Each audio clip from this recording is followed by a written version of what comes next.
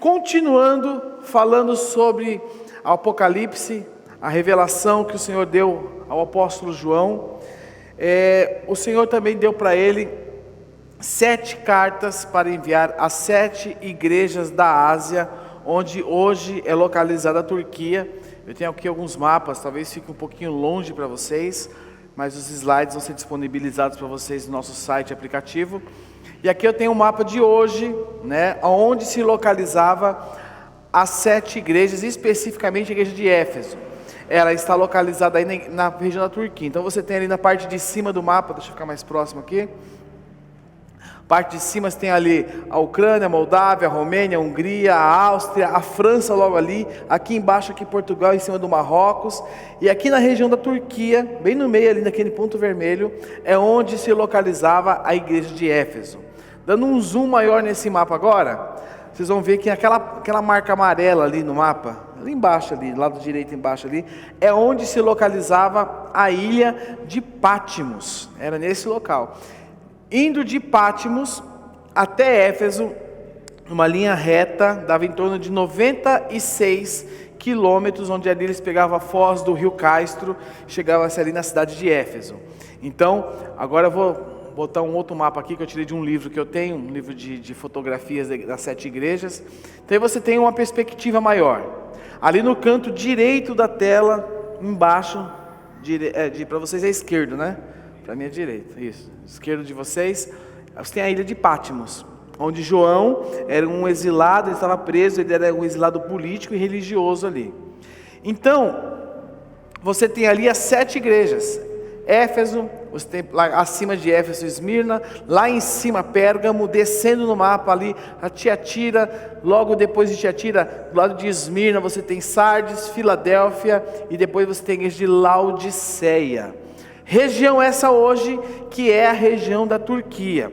João estava preso na ilha de Patmos, porque ele não se dobrou diante da estátua do imperador. E naquela época, aquela região da Ásia, era uma região, uma província romana, E é muito provável que o livro de Apocalipse reflita um pouco daquela situação, porque quem reinava naquela época era o imperador Domiciano, que reinou entre 81 a 96 depois de Cristo, Então ali você tem a província da Ásia, que é localizada na costa oeste, hoje conhecida como Turquia. Amém, meus irmãos?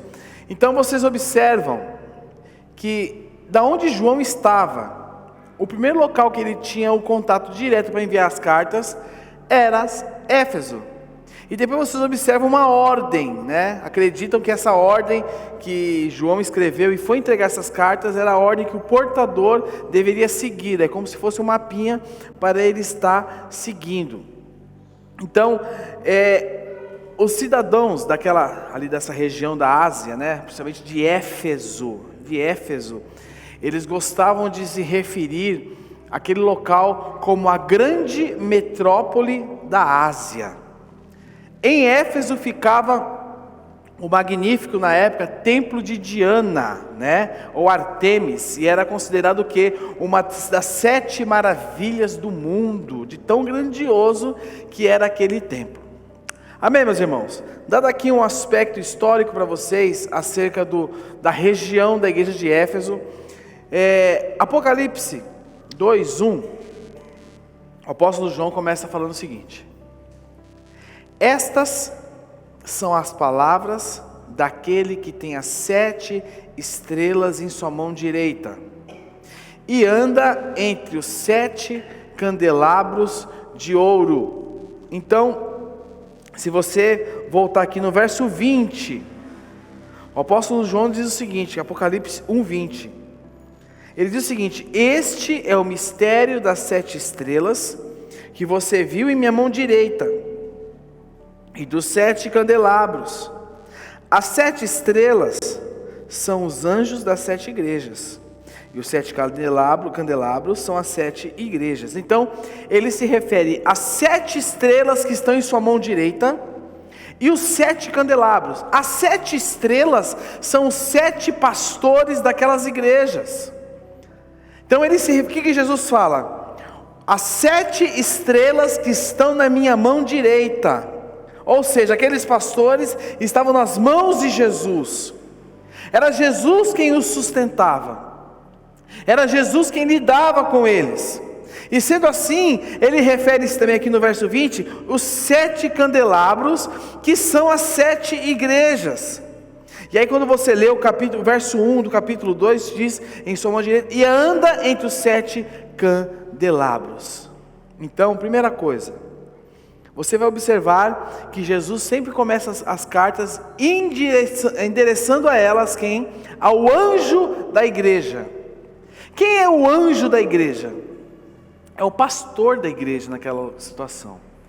E pastor, veio do latim, do grego, que significa mensageiro, a palavra angelos, que significa mensageiro. Jesus estava falando com os pastores daquela igreja, para que aquela igreja transmitisse ali aos irmãos, às pessoas que estavam ali, acerca daquilo que ele havia escrito para cada uma delas. E quando eu leio sobre os 7 candeeiros de ouro, que são as 7 igrejas, e aqui diz que Jesus andava entre elas, no plano espiritual, quando o Senhor vê essa comunidade, quando o Senhor vê essa igreja, Ele enxerga essa igreja como um candeeiro, como um candelabro. E a boa notícia é que Ele anda no meio dos candeeiros. A boa notícia é que Ele tem uma aliança com a sua igreja. A boa notícia é que Ele anda no meio da igreja. Ou seja, Jesus está presente no meio da sua igreja. E Ele não vem avaliar ela como um fiscal. Eu parti de manhã aqui, quando fala fiscal, você já fica meio assim, né? Fiscal. Você lembra de guarda de trânsito, fiscal. Eu fui votar de manhã, não deu certo. E aí eu lembro que tinha uma fiscal lá e nós precisávamos nos comunicar com a Fabiana, porque ela votava na parte de baixo e nós na parte de cima. Eu falei, moça, eu fui bem educadinho, irmãos. Falei, moça, minha esposa está aqui embaixo, aqui, ó. Nós não conseguimos votar, porque deu um probleminha lá.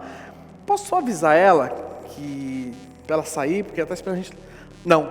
Eu falei, não, mas eu só vou avisar. Não pode. Eu falei, não, mas eu volto. Não, você não pode descer lá, Aí o Rafael, meu filho, falou, moça, fica me olhando da escada, eu só vou falar com a minha mãe só. Vai e volta logo. Fiscal, né? Você já logo fica meio assim. Oi? Não coloquei a minha cara, né? Também acho que ela não foi com a minha cara. Acho que ela era São Paulina. Não sei. Estou desconfiando. Acabou a piada. Chega. Parei por hoje. E aí, o Rafael foi, voltou, resolveu. Mas Jesus, ele não é um fiscal que fica aqui olhando, lutear, não. Ele é um noivo apaixonado que avalia a sua igreja, que direciona a sua igreja para que ela se torne a noiva perfeita do Cordeiro. Amém, meus irmãos? Então, resumidamente, quem estava falando era o Senhor, o pastor que anda no meio das suas igrejas, que anda no meio da sua igreja. E quando nós lemos, vamos ler, Apocalipse 2, de 1 a 7, nós vamos ler aqui. Em cada uma das 7 cartas que nós vamos ler aqui nesses domingos, Jesus, Ele reconhece as virtudes daquela igreja, daquelas igrejas. Porém, Ele também aponta os pecados delas.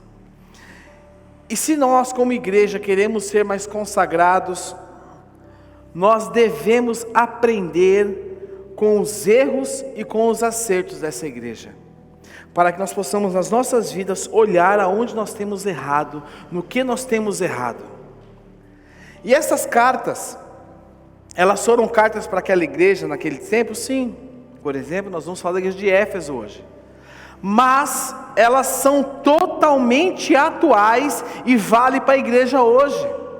Vale para as nossas vidas hoje, porque nós somos a igreja, nós somos o candeeiro, o candelabro. O candelabro faz o quê? Ele emite o quê? Luz. E nós como igreja emitimos luz.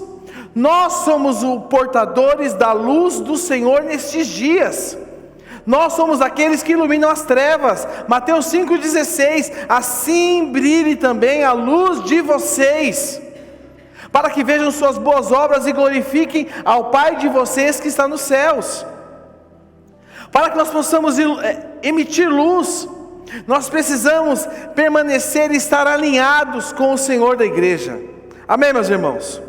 E aí eu quero que você abra agora a sua Bíblia, em Apocalipse capítulo 2, nós vamos ler do verso 1 ao verso 7.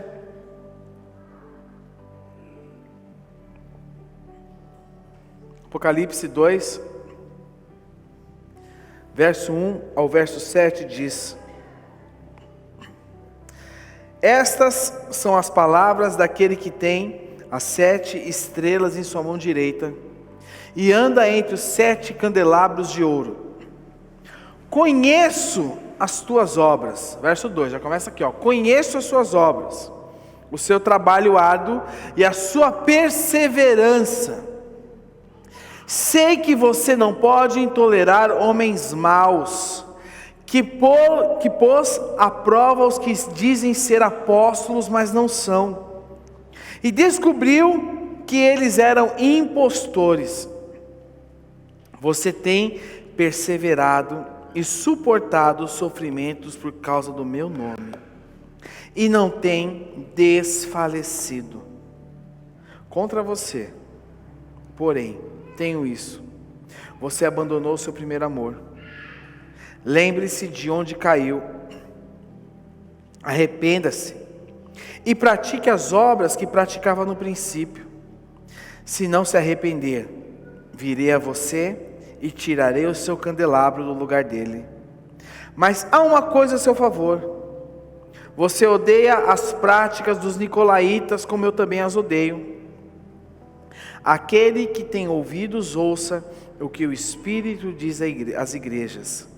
Ao vencedor darei o direito de comer da árvore da vida que está no paraíso de Deus. Amém? Eu quero começar com vocês vendo os pontos a favor da igreja de Éfeso. Quais eram os pontos a favor? Então, no verso 2, na parte A do versículo diz: Conheço as suas obras. Então fala aqui de uma igreja que não se reunia somente aos domingos para cumprir um programa religioso, para cumprir uma agenda, mas fala de uma igreja que fazia a diferença, uma igreja onde tinha os seus membros totalmente envolvidos no cuidado de uns aos outros, pessoas que eram envolvidas na obra de Deus, pessoas que eram envolvidas com o seu tempo dedicado diante do Senhor, pessoas que contribuíam, pessoas que se envolviam na reparação do templo, pessoas que nas suas horas de folga investiam o seu tempo escrevendo, cozinhando, fazendo feijoada, fazendo o que eles podiam fazer de melhor para o Senhor, organizando a igreja.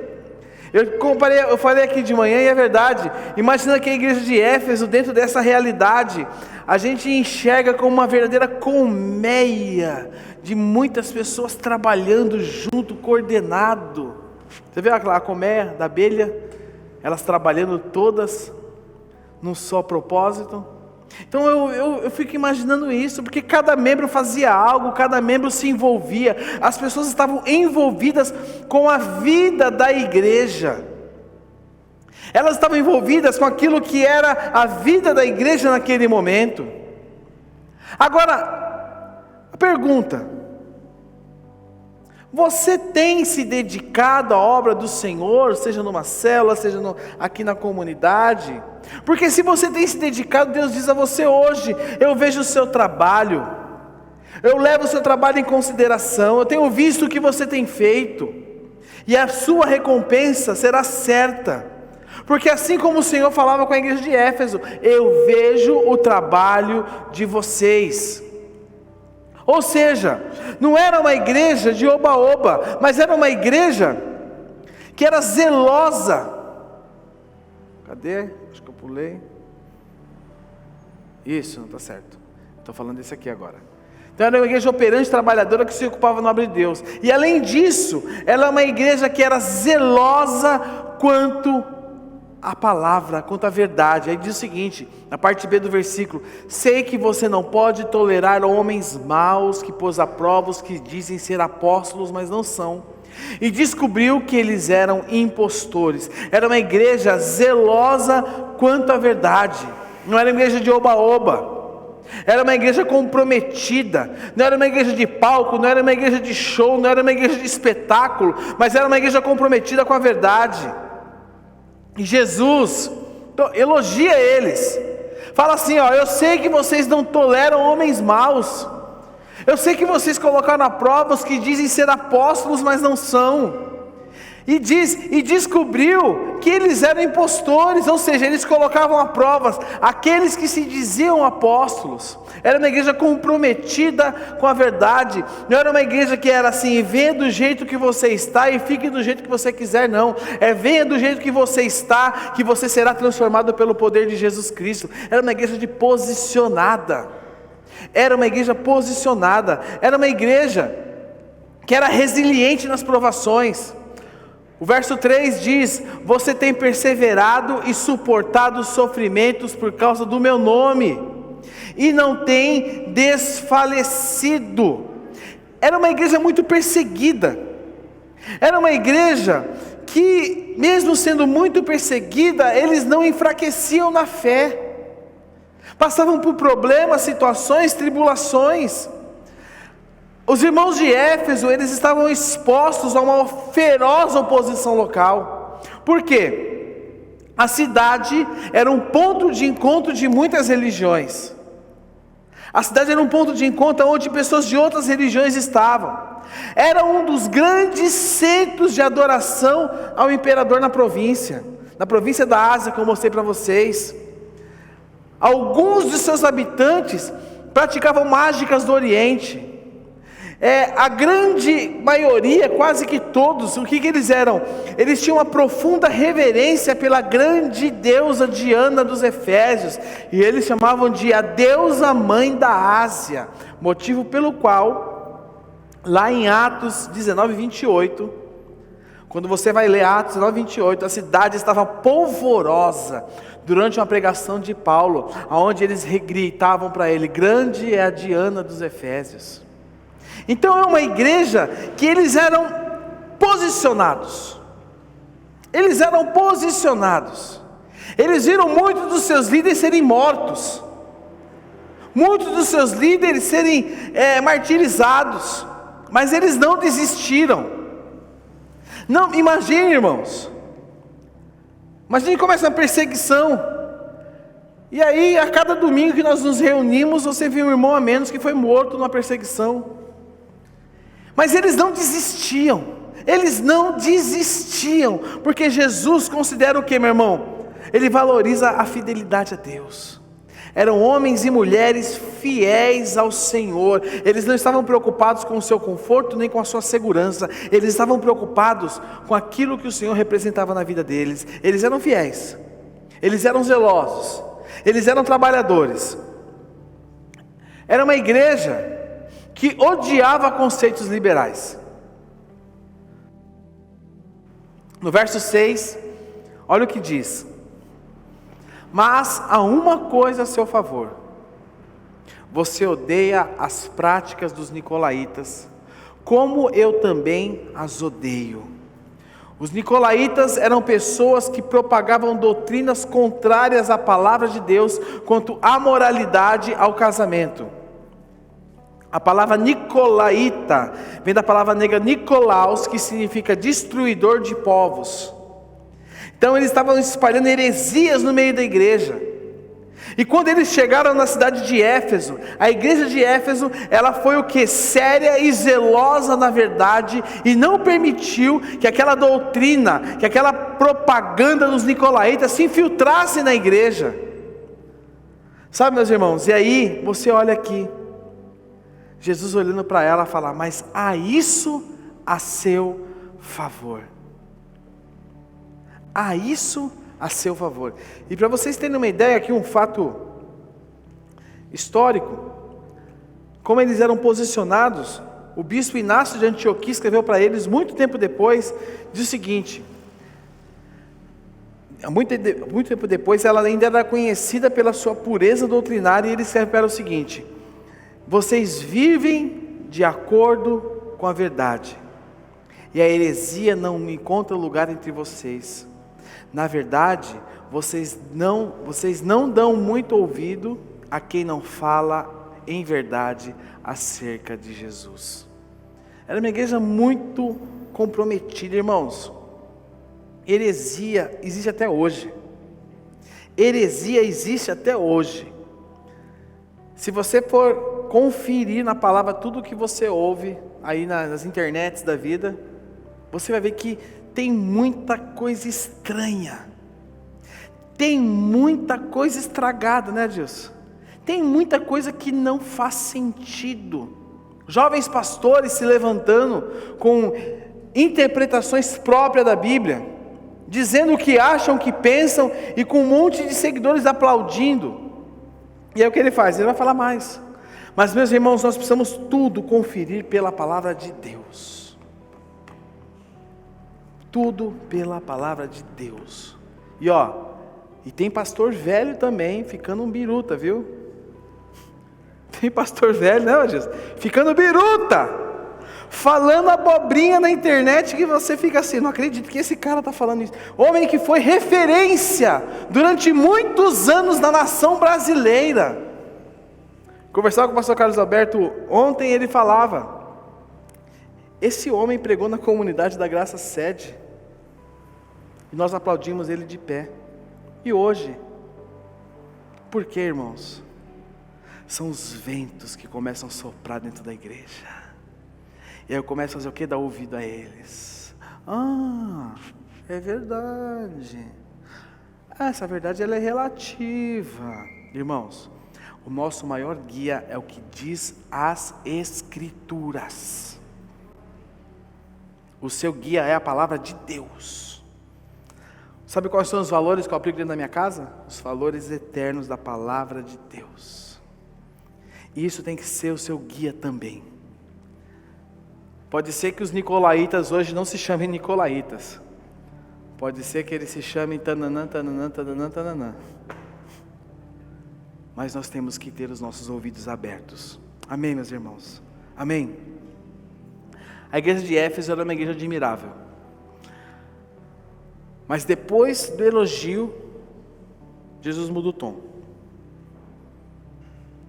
Olha só, eu gostei muito da tradução da NVI, porque ela não coloca mas, ela coloca contra você.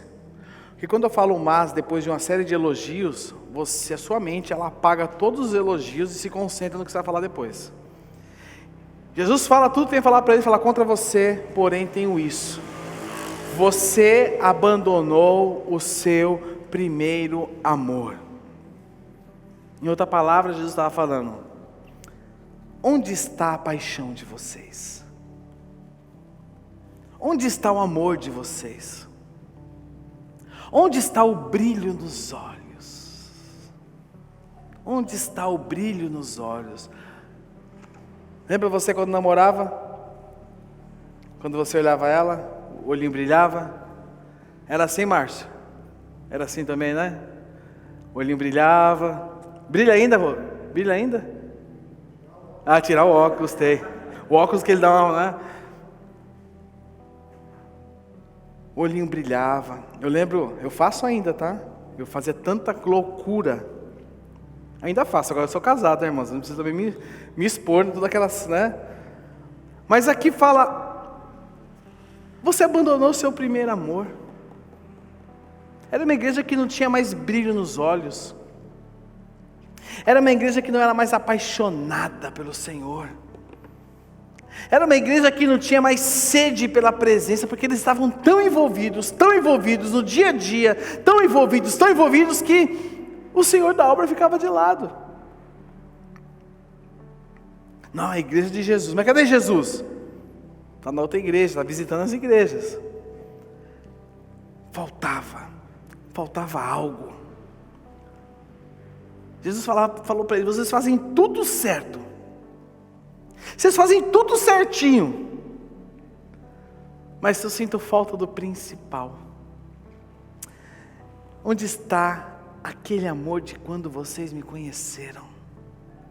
E talvez o Senhor esteja falando com você hoje.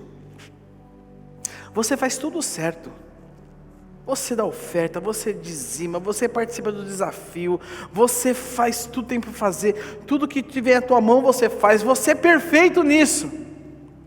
Mas onde está o principal? Onde está aquele amor de quando você me conheceu? Onde estão aquelas coisas que você fazia? Eu lembro que compartilhei aqui de manhã, eu tinha acabado de me converter, irmãos. Era Jesus para cima, era Jesus. E eu lembro que nós éramos dos jovens da igreja que nós fazíamos parte, eu e a Fabiana, e nós fomos fazer um evangelismo de porta em porta. Vamos bater na porta. E aí batemos na porta. A primeira porta era minha, como sempre, né? Sempre o primeiro sou eu. Aí bati na porta. Aí meu irmão, novo convertido, só sabia falar Jesus. Eu só sabia falar: Jesus te ama, só sabia falar isso. E orar. Bato na porta, abre um cara de cara carrancuda. Eu falei: podia falar com o senhor? Comecei a falar de Jesus. Sou testemunha de Jeová. Jesus amado, e agora? Quando eu olho para trás, os meus parceiros de evangelismo, não tinha um. Né, Fabiana? Até a Fabiana, fugiram tudo, largaram sozinho lá. Mas a gente fazia tanta coisa. Tanta coisa. Era tanto empenho, tanta dedicação. A gente não media esforço. E aqui eu entendo um pouco quando o apóstolo Paulo, ele acaba de escrever, aquela igreja amava Jesus, irmãos. Aquela igreja amava Jesus. E Jesus fala: aonde você abandonou o seu primeiro amor. E no final da carta do apóstolo Paulo aos Efésios 6:24, no finalzinho, ele escreve o seguinte, quando fala com aqueles irmãos, escreve: que amam ao Senhor Jesus Cristo com amor incorruptível. Em torno de 30 anos antes, 30 anos, uma geração. E aí depois Jesus vem através de João, escreve para eles: contra você tenho isso, você abandonou o seu primeiro amor. Cadê aquela igreja do amor incorruptível? Aquela igreja empenhada em amar ao Senhor. Irmãos, eu creio que todo aquele movimento começou pelo amor. Mas chegou um momento que o amor ficou de lado e se tornou algo mecânico, e é assim que acontece conosco. A gente começa no amor, mas as coisas se tornam tão mecânicas que se torna rotina.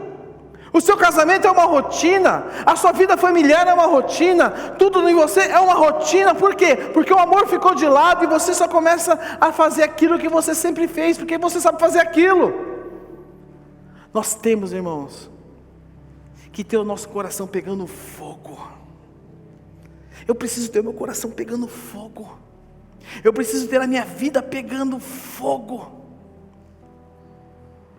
Eu preciso entrar para fazer o meu devocional e ter tempo na presença de Deus, não mais com o cronômetro marcando 15 minutos, e deu 15 minutos, parei tudo, acabou o devocional, vou fazer o que eu tenho que fazer. Não, eu tenho que virar, desligar e falar: eu vou entrar na presença de Deus, eu não estou preocupado com nada, eu tenho que ter entrega.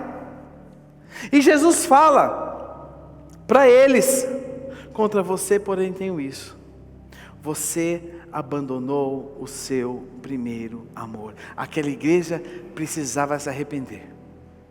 Por que ela precisava se arrepender? Porque, meus irmãos, Jesus não quer apenas nossa fidelidade, nossa obediência, nosso trabalho, mas Ele morreu para formar um povo que tivesse relacionamento com Ele, relacionamento de coração, comunhão, intimidade com Ele. E através disso, aí sim, sabe, meus irmãos, aonde está o brilho nos olhos? Falando para você, aonde está o seu brilho nos olhos? A nossa relação com Deus não pode ser uma relação baseada em trabalho, serviço, mas a nossa relação tem que ser uma relação baseada em amor.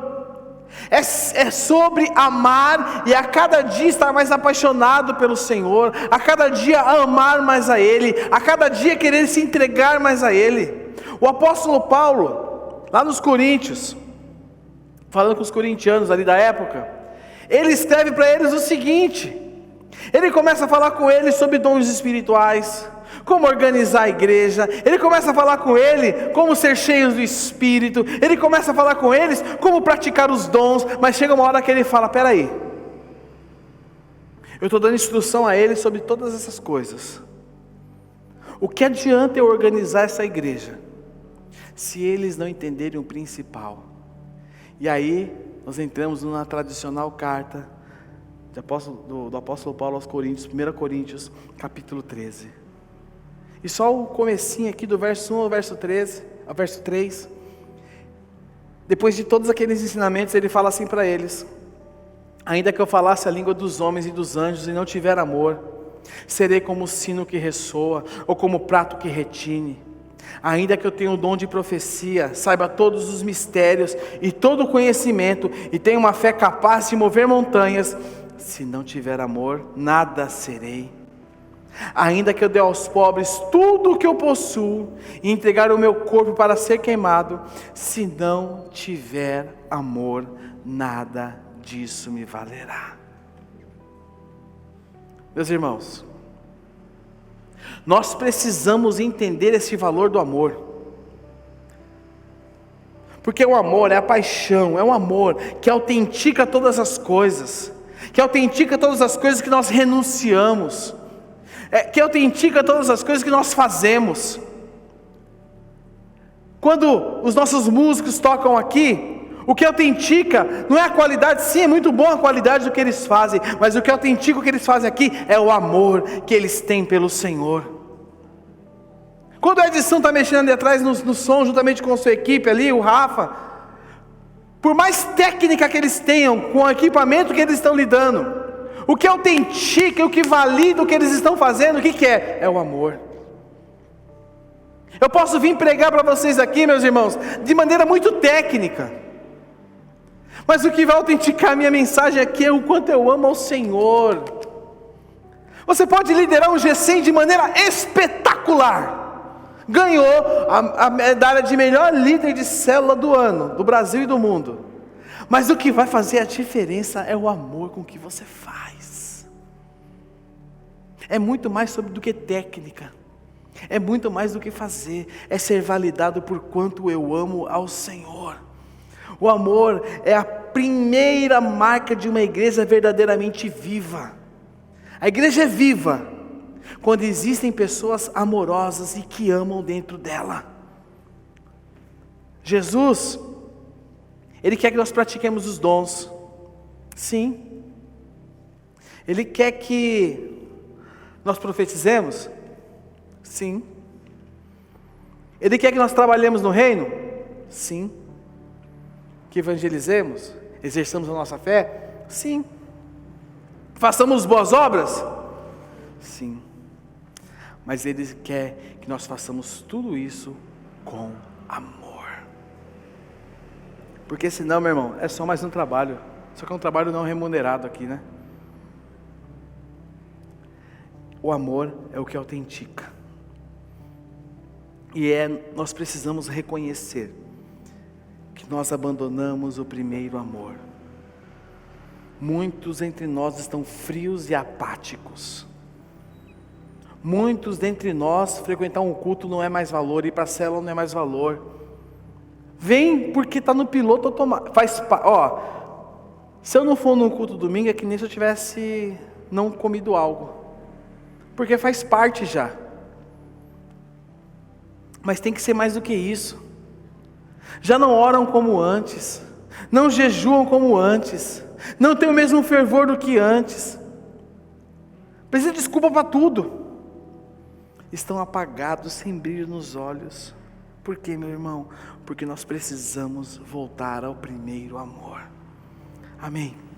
E Jesus, Ele não faz apenas o diagnóstico, mas Ele dá um remédio.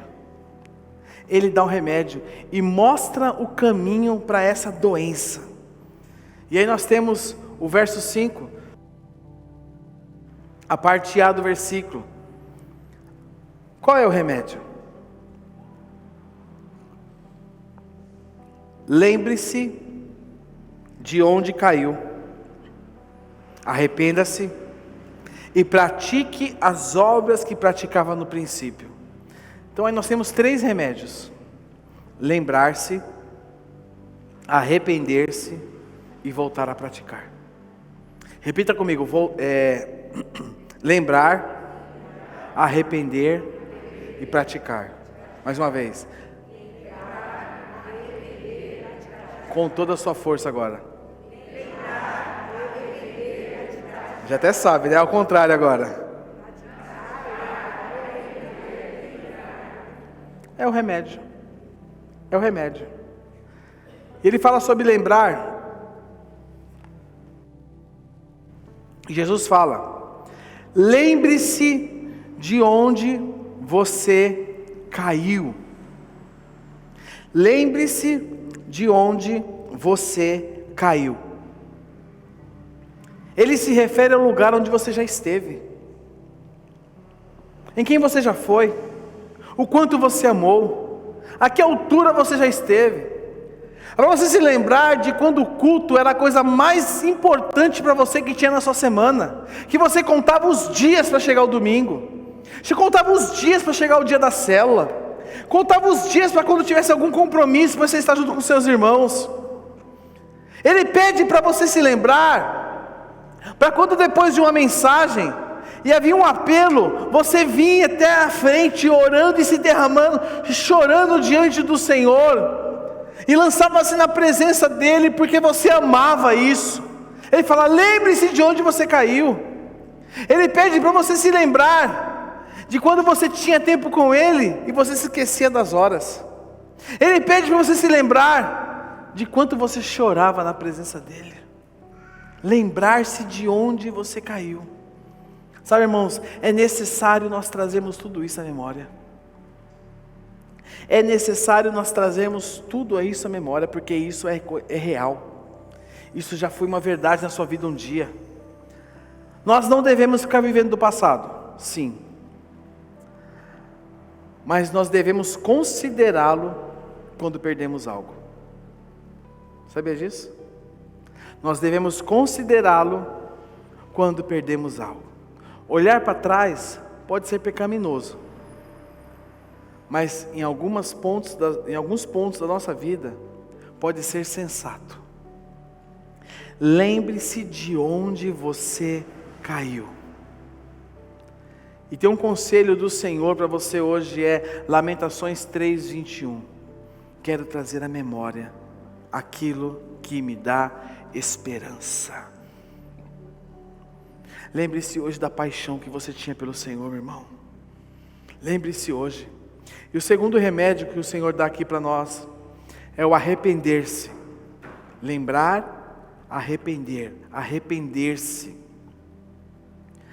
E sabe que arrependimento, ele só acontece quando eu tenho a consciência de que eu fiz algo errado. Quando eu tenho a consciência de que eu fiz algo errado, eu me arrependo. Eu não dou justificativas. Eu não dou desculpas. Tem muita gente, quando é confrontada, ela fala o seguinte: eu errei, mas foi a atitude dela que fez eu fazer isso. Lembra de Adão e Eva? Senhor, foi a mulher que tu me destes. Não, é verdade, eu toquei, mas foi ela, a culpa é dela.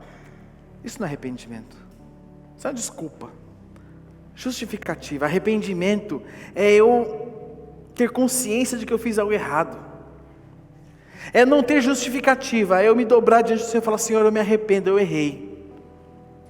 E o Senhor nessa noite não está pedindo as suas justificativas. Porque um dia eu me decepcionei, porque um dia o diácono me falou algo, porque um dia o meu líder... Não. Ele não quer saber nada disso. Ele quer que você se arrependa. Ele quer que você reconheça que abandonou certas práticas, que você se distanciou das coisas de Deus, que o coração seu cheio de orgulho e de arrogância fez com que você se afastasse dele. Certa vez, o profeta Jeremias, lá em Jeremias capítulo 2, verso 13, disse o seguinte: o meu povo cometeu 2 crimes. Primeiro, eles me abandonaram. Aí ele fala: a mim, a fonte de água viva. E o segundo, e cavaram suas próprias cisternas. E aí ele completa: cisternas rachadas que não retêm água. Então, me abandonaram. Por que abandonaram? Na tentativa de viver por si mesmo. E ele fala: me abandonaram. E ele diz: a mim, a fonte de água viva. Ele é a fonte de água viva. E aquele povo abandonou ele, para se dedicar no quê? A cavar as suas próprias cisternas. Mas as cisternas são rachadas, elas não retêm água. Ou seja, eu abandonei a fonte de água viva para tentar represar a minha água do meu jeito, e eu não consigo. Ou seja, meus irmãos, sabe o que tem acontecido conosco? Nós temos feito tudo o que nos agrada, temos tentado dar jeito em tudo da nossa maneira, da nossa força, do nosso jeito, e abandonamos ao Senhor. É que de onde vem a nossa força? De onde vem o nosso apoio? Meu irmão, eu acho que eu sou repetitivo nisso, mas eu vou falar de novo. Se o Senhor não te conduzir e não te sustentar, se não for o Senhor, nós estamos tudo ralado. Nós precisamos confiar e depender mais do Senhor. E a mensagem do Senhor para nós é, nessa noite: arrependa-se e volte a me colocar como prioridade na sua vida.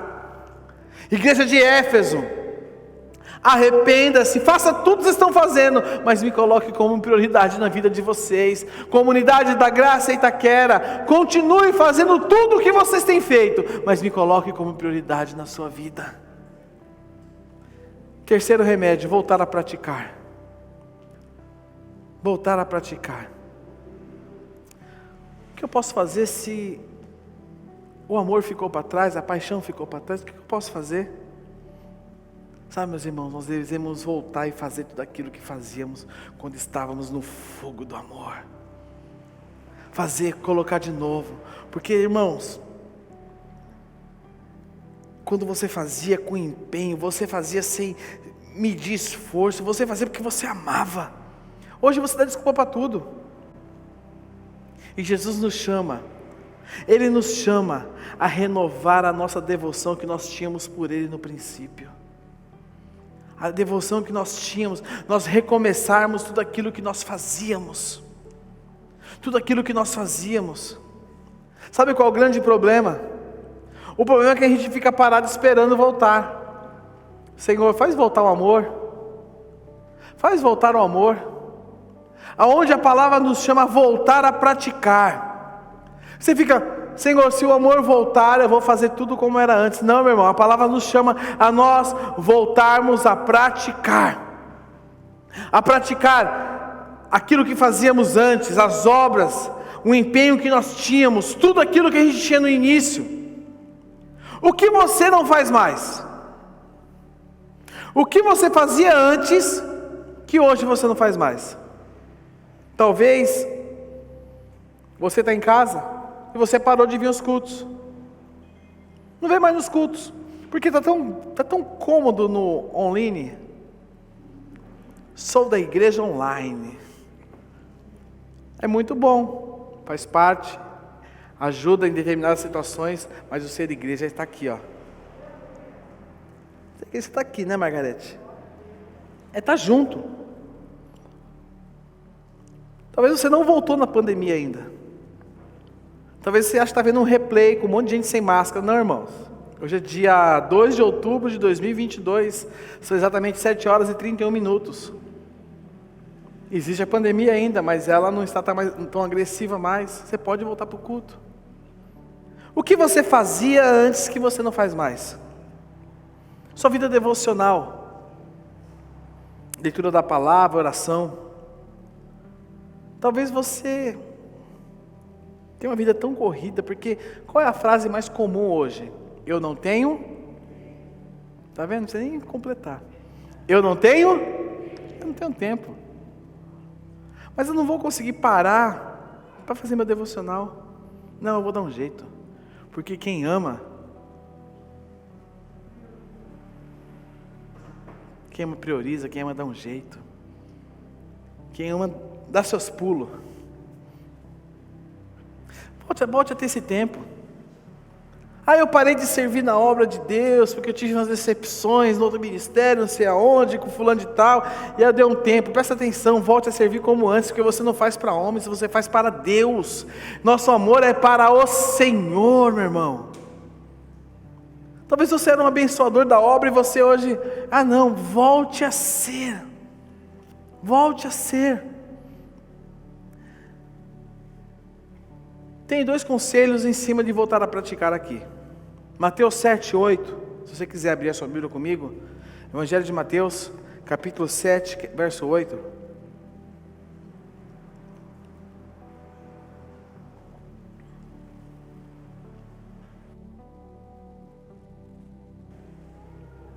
Diz o seguinte: pois todo o que pede, recebe. O que busca,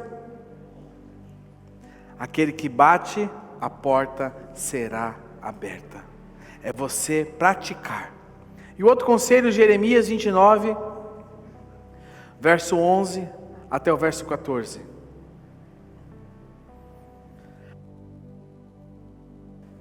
Jeremias 29, do 11 ao 14.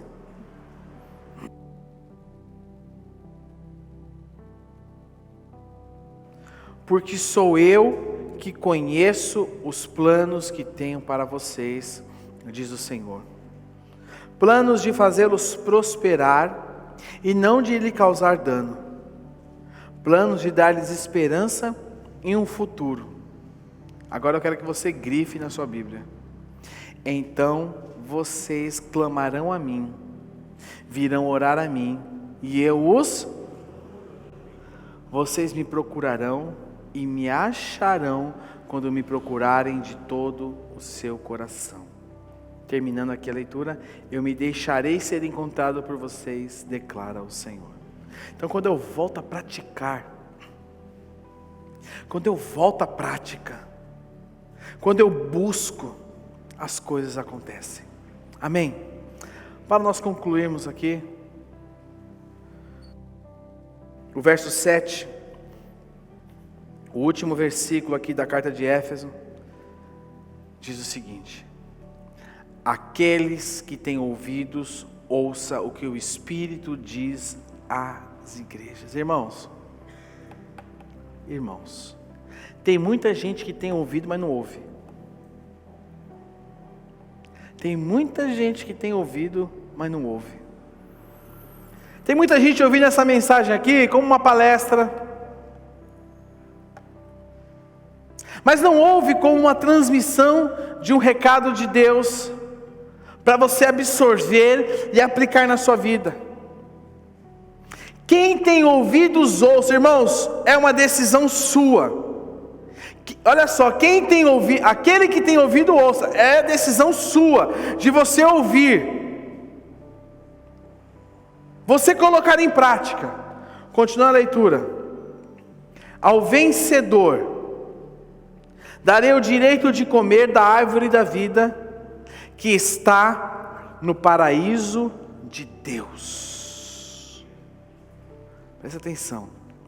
Ao vencedor darei o direito de comer da árvore da vida, que está no paraíso de Deus. Aquele que vencer, ao vencedor, pressupõe a ideia de que alguns não vencerão. É ou não é? Dá a ideia de que alguns não vencerão. Vence aquele que é obediente, vence aquele que está atento àquilo que o Senhor está falando com a sua igreja. Que essas advertências, nós possamos ouvi-las antes que seja tarde demais. E aí fala, mas aquele que vencer, o Senhor dará duas coisas. Primeiro, ali comer da árvore da vida. Esta árvore é o símbolo da vida eterna. Deus colocou essa árvore no Éden e colocou a árvore do conhecimento do bem e do mal. E o homem optou por quê? Comer qual árvore? Do conhecimento do bem e do mal. Eles comeram da árvore proibida. Mas por causa de Cristo, presta atenção, meu irmão. Por causa de Cristo, hoje nós temos a oportunidade de participar da árvore da vida. Hoje eu e você temos oportunidade de participar da árvore da vida e viver com Ele eternamente. E aí ele continua ali, da árvore da vida, que está no paraíso de Deus. Entrar no paraíso, a palavra paraíso tem origem persa e significa os jardins majestosos onde viviam os reis. O nosso rei vive num lugar majestoso, onde a árvore da vida está lá. Nós falamos na semana passada sobre o céu, sobre as ruas de ouro, os muros, lembram-se disso? Aqui há uma alusão clara ao céu, no lugar que nós não podemos compreender com a mente humana. Mas este lugar é o que o Senhor reservou para a igreja de Éfeso, é o que o Senhor reservou para mim, é o que o Senhor reservou para você. E o Senhor fala assim para você, nessa noite: eu darei a você, se você vencer, a minha graça abriu as portas, entre no meu refúgio, no meu palácio eterno. É reservado a nós. Para nós orarmos, o pessoal do louvor pode subir, para nós refletirmos e orarmos aqui nessa noite.